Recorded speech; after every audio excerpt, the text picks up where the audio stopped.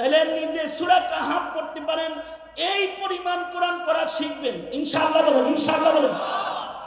বলেন আগামী কালকে ইয়াউমুল জুমআ সূরা কাহাফ পড়বেন, নিজের মেয়েকে ছেলেকে সূরা কাহাফ পড়তে বলবেন।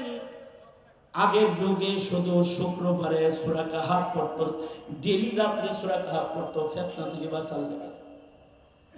এক সাহাবী রাতের বেলায় সূরা কাহাফ তেলাওয়াত করতেছে, সাহাবীর বাচ্চাটা সাহাবীর পাশে শুয়ে রয়েছে, সাহাবীর ঘোড়াটা ঘরের কোনায় বাঁধা আছে, ছোট্ট ঘর। আগের জমানায় ডুপ্লেক্স বাড়ি ছিল না, গণভবন বঙ্গভবন এরকম বাড়ি ছিল না।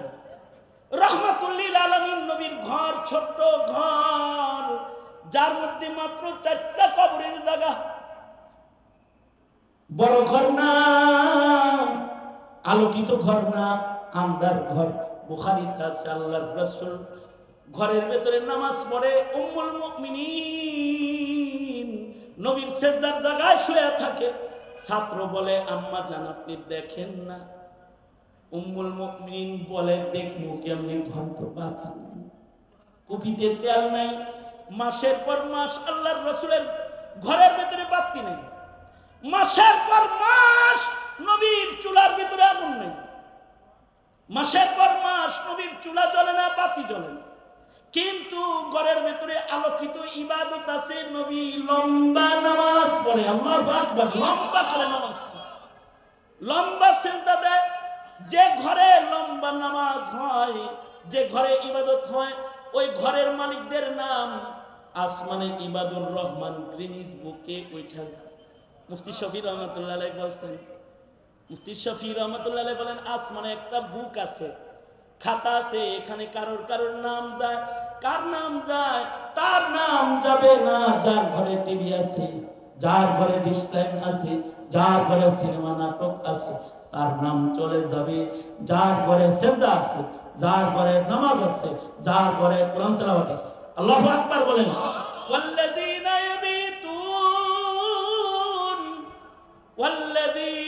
ইয়াবিতুনা লিরাব্বিহিম ওয়াল্লাযীনা ইয়াবিতুনা লিরাব্বিহিম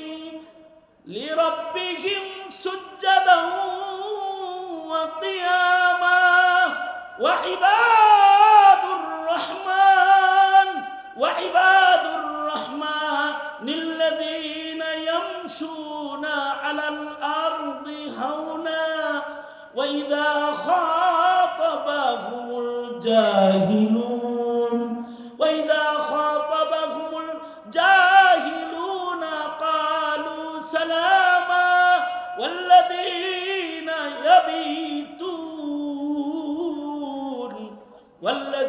ইয়াবিতুনা লিরাব্বিহিম সুজদান ওয়া কিয়ামা। যাদের ঘরে নামাজ, যাদের ঘরে সিজদা, যাদের ঘরে ইবাদত রাতের আধারে হয়, এই ঘরওয়ালাদের নাম আকাশে সফল বান্দার দপ্তরে উঠে যায়।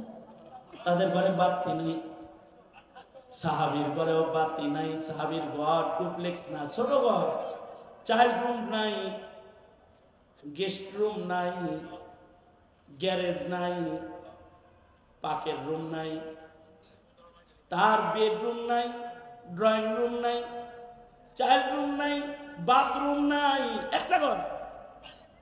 এক ঘরের ভিতরে নিজে আছে, বাচ্চা আছে, ঘোড়াও বান্ধা আছে। কারণ ঘোড়া, 2টা ঘোড়া থাকলে যুদ্ধে চলে যায় কাফেলা, ঘোড়া ঘরের ভিতরে বান্ধা আছে। আমরা আমাদের দাদা দাদিদেরকে দেখেছি, তাদের ছোট্ট ঘরে তারা ছাগল, ভেড়া এগুলো চোখের নিচে বান্ধা রাখত। কারণ সেই যুগে এত বিল্ডিং, এত ঘর নেই। আমার যত ঘর, আমার দাদির অত ঘর ছিল না। আমার দাদির ঘর যত ছোট, সাহাবীর ঘর তার চাইতে ছোট। ঘরের ভেতরে সাহাবী কোরআন পড়ে, ঘরের ভেতরে বাচ্চা ঘুমায়, ঘরের ভেতরে ঘোড়া বান্ধা। হঠাৎ করে দেখে আসমান থেকে আলো বর্ষিত হইতেছে, ঘোড়াটা লাফাইতেছে। সাহাবী ভয়ে কোরআন তেলাওয়াত বন্ধ করে দিয়েছে। আল্লাহর রাসূল সাল্লাল্লাহু আলাইহি ওয়াসাল্লামের কাছে যায়, বলে, ওগো আল্লাহর নবী, রাত্রে সূরা কাহাফ পড়তেছিলাম, আমার গুড়া লাফান শুরু করছে, আলোকিত হয়ে গেছে ঘর, আসমান থেকে কি যেন বিত্রাহে, ভয়ে বন্ধ করে দিছি। নবীজি বলে, সাহাবী কোরআন তেলাওয়াত কেন বন্ধ করলি? সাহাবী বলে, ভয়ে বন্ধ করছি, ঘোড়াটা যদি লাফ দিয়ে এসে আমার বাচ্চার বুকে পড়া দেয়, এই ভয়ে তেলাওয়াত বন্ধ করে দিছি। আল্লাহর রাসূল বলে, সাহাবী তুই যখন ঘরের ভিতরে সূরা কাহাফ পড়তেছিলি, মহান আল্লাহ এত খুশি হইছে, আকাশ থেকে সাকিনা বৃষ্টি তোর ঘরের ভিতরে নাজিল হইতেছিল, আর ফেরেশতারা তোর ঘরে আসা যাওয়া করতেছিল। সাহাবী যদি তুই তেলাওয়াত বন্ধ না করতি, তাহলে ফেরেশতারা তোর সাথে মুসাফা করত। দুনিয়ায় তুই মুসাফা পাওয়া যায়, কারোর আমলের পাওয়ার এত বেশি, আর কারোর আমল নষ্ট করে আলায়। ইমান নাই, আমল করছে নষ্ট হয়ে যায়। নিয়ত খারাপ, মুনাফিকি আমল করছে নষ্ট হয়ে যায়। রিয়াযুক্ত আমল করেছে, আমল নষ্ট হয়ে যায়। মাসায়েল সারা আমল করেছে, আন্দাজে মান্দাজে আমল করেছে, নষ্ট হয়ে যায়। যেমন হাসিনা অনেক মসজিদ বানাইছে, কিন্তু নষ্ট হয়ে গেছে। কি বাংলায় বানাইছে আল্লাহ জানে। মসজিদ বানাইছে একটা, মূর্তি বানাইছে 36টা।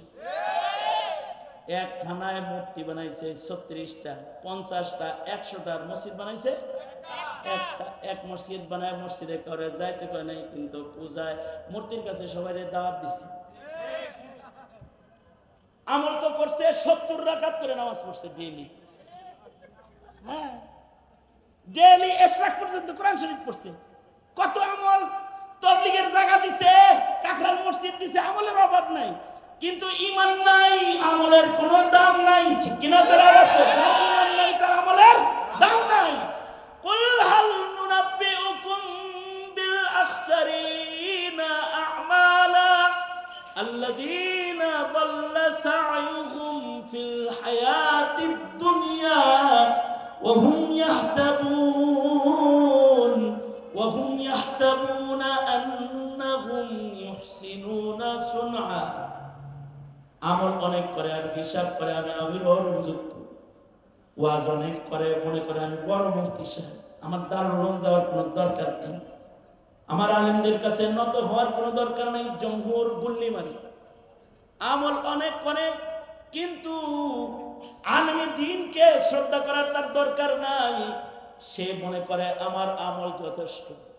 নিজের তাকাব্বুর, অহংকার, রিয়া দিয়া নিজের আমলকে যারা নষ্ট করে, আমল করে তো ভুল আমল করে, জিহাদ করতে যায় খুন করে, মাসালা না বুঝার কারণে করে।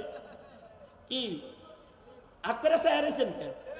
জিহাদ করতে গেছে ইস্তেমাল, যে খুন করে আলাইছে। এটা আমলটা করতে গেছে জিহাদ, কিন্তু খুন হয়ে গেছে। না বুঝার কারণে, মূর্খতার কারণে এরকমটি করে। না বুঝার কারণে শুধু খুন করে না, নামাজ নষ্ট করে, ঈমান নষ্ট করে, সব নষ্ট করে, ঘর নষ্ট করে, সব নষ্ট করে না বুঝার কারণে। আমি এক চাচার লগে নামাজ পড়তেছি, চাচা আর আমি পাশাপাশি নামাজ পড়তেছি, এক চাচা আর আমি, তাও মসজিদে হারামের ভিতরে। চাচা বুড়া মানুষ, কাফনের তো কোনো পকেট নেই, মোবাইল রাখবো কই। চাচার ছেলে একটা সৌদি আরব থাকে, তো মোবাইল একটা কিনা ফিতা দিয়ে গলার ভিতরে তাবিজ বানায় দিচ্ছে। চাচা আমার পাশে নামাজ পড়ে। এখন চাচা নামাজে কেবল দাঁড়াইছে, আর হেডফোনটা বাজা শুরু হয়েছে, আর কি শুরু হয়েছে, বাজতেছে বাজতেছে, বাজে জং বাজা বাজে। এতক্ষণ তো হারামের তিলাওয়াত হইছে, রিং তেমন বোঝা গেছে না, কিন্তু যখন তাশাহুদের সূরাতে পড়ছে এখন খালি রিং বাজে। সবাই বিরক্ত, চাচা নিজেও বিরক্ত। চাচা তাশাহুদ পড়া বাদ দিয়ে মোবাইলটা ধরে কয়, একটু পরে ঘর নামাজ পড়তেছি তো। তারপরে আবার আশহাদু আল্লা ইলাহা ইল্লাল্লাহ। আমি পাশে, তো আমার নামাজ তো শেষ। চাচা বুঝছে না। এই চাচা যেমন নামাজ বুঝছে না, অনেকে তাবলীগও বুঝছে না, অনেকে আবার জিহাদও বুঝছে না, কোনটা জিহাদ এটা বুঝছে না, অনেকে ফতোয়া বুঝছে না।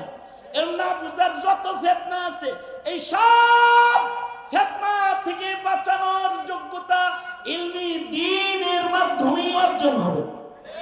এ কারণে আলেম মানবে তো আলেম তার ইলমের আলো দিয়া ফিতনা দেখে দেখে দেখে দেখে দেখে দেখে আন্ধারে যেমন চোখলায় পার করে লয়ে যায়, মোল্লায় ফিতনা দেখে দেখে নিরাপদে লয়ে যাবে।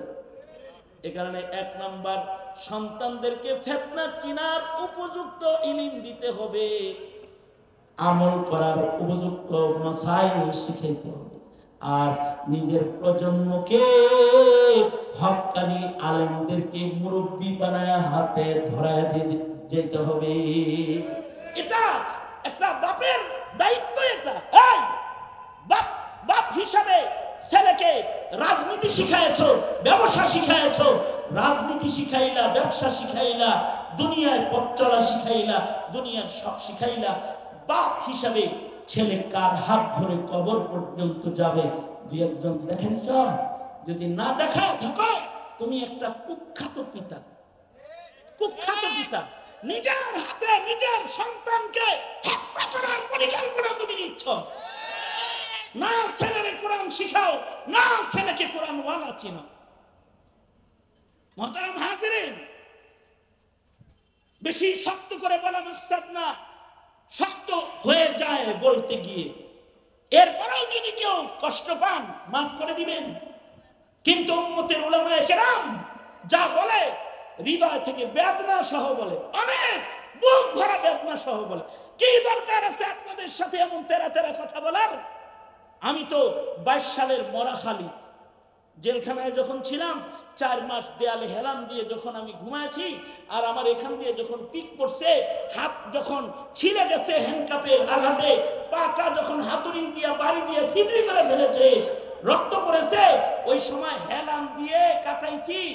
আর কল্পনা করেছি আজ রাত্রে যদি আজরাইল আসে, এই অসুস্থ বদনে এই ফাঁসির ছেলের ভেতরে আমাকে ডাকার মতো দেখার মতো কেউ নাই, কোনো দরকার নাই। হ্যাঁ, একটা জিম্মাদারি থেকে এত শক্ত কথা। কোথায় ছেড়ে দিয়ে যাচ্ছেন প্রজন্মকে? কোন পথে ছাড়ছেন? কোন পথে পথ দেখায় গেলেন নিজের সন্তান, নিজের প্রজন্মকে? হিসাব দিতে হবে, মনে রাখবেন, হিসাব দিতে হবে। এজন্য মোল্লাও চিনাইন, আল্লাহ চিনাইন, আর শয়তানও চিনাইন, আর শয়তানের এজেন্টগুলো চিনায় দেন ছেলে মেয়েরে। এগুলো শয়তানের এজেন্ট, তাহলে ওদের ঈমান রক্ষা পাবে। আর এই মাহফিলগুলোর মাকসাদও এটাই যে হিদায়াতের পথ প্রদর্শন করে। বাস আল্লাহ তাআলা আমাদের আমল যেন নষ্ট না হয়, ঈমান যেন নষ্ট না হয়, এমন পথেই আমাদের আল্লাহ তাআলা হাঁটার তৌফিক দান করুন। আমিন বলেন যারা আওয়াজ করে। সূরাতুল কাহফের 2টি আয়াত সামনে করে যা বলেছি, এর থেকেও কিছু শিক্ষামূলক যে সবকগুলো তাকরার হয়েছে, এগুলোকে আত্মস্থ করার তৌফিক, আমলে সামনে আনার তৌফিক বলনেওয়ালা শুননেওয়ালা সবাইকে আল্লাহ তাআলা দান করেন। এই আবেদন রেখেই আজকের মতো সংক্ষিপ্ত কথা এখানে ইতি টানছি। আল্লাহ তাআলা এই মজমাকে কবুল মঞ্জুর করুন।